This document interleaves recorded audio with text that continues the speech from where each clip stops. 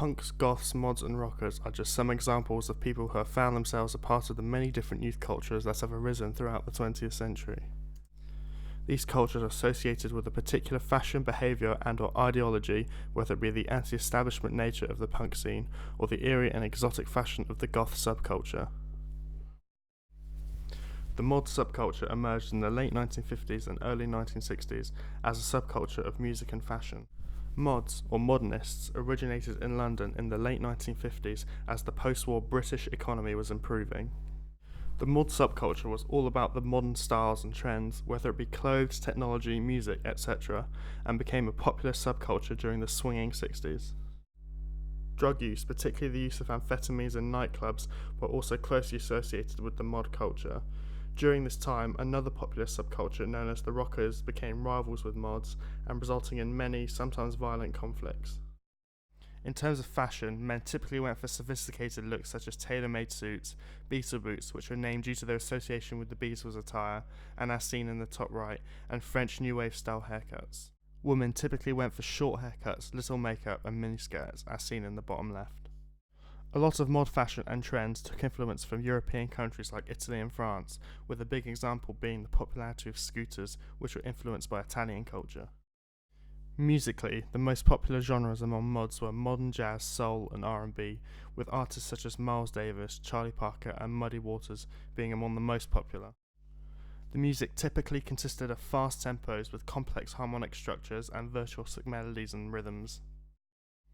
The punk subculture, which emerged in the 1970s, is characterized by its anti-establishment ideologies.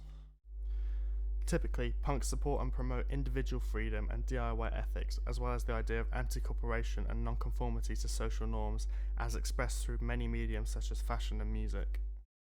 Punk fashion often incorporates the signature DIY ethic, with the stereotypical looks of mohawks, piercings, tattoos, ripped clothing, etc. being commonplace, while also taking influence from other and/or previous subcultures such as the rockers of the previous decade.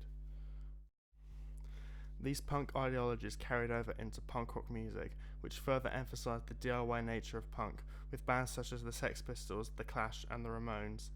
Punk music typically features simple structures with basic 3 to 4 chord progressions, and tend to feature politically driven lyrics, often referring to the anti-establishment ideology, with perhaps the most famous example being the Sex Pistols' God Save the Queen, which talks about their disdain for the monarchy. The goth subculture emerged in the late 1970s and early 1980s from early post-punk bands and new wave bands such as Susie and the Banshees, The Cure, and Bauhaus. These bands were described as gothic at the time of their popularity due to their dress sense and darker lyrical themes, which became a staple for the gothic rock genre. Lyrically, gothic rock featured darker, more romantic and poetic themes, taking influences from the gothic literature of the 1700s, as well as religious and supernatural undertones. Other features of the gothic rock genre include droning vocals and sharp, piercing guitar parts. Gothic fashion took many influences from punk fashion, such as DIY-made clothing. However, Gothic fashion typically has a much darker and eerier theme to it, with a typical goth style including pale face paint with black or darker clothing and accessories such as eyeliner, dyed black hair, earrings, amongst other jewellery, black painted fingernails and chokers, all regardless of gender. Some goth fashion tended to include religious imagery as well, such as the Christian cross. The heavy metal subculture has emerged since the inception of the heavy metal genre in the late 1960s and early 1970s. People who consider themselves a part of the subculture are typically referred to as metalheads or headbangers. Much like punk, the metal subculture holds authenticity to a high importance and are typically against selling out to the mainstream in order to gain commercial appeal.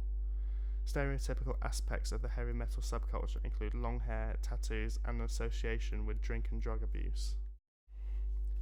Heavy metal fashion has changed throughout the years, however some things have remained constant, such as dark or black clothing, biker leather jackets, gauntlets, skinny jeans, long hair, tattoos, and/or face paint.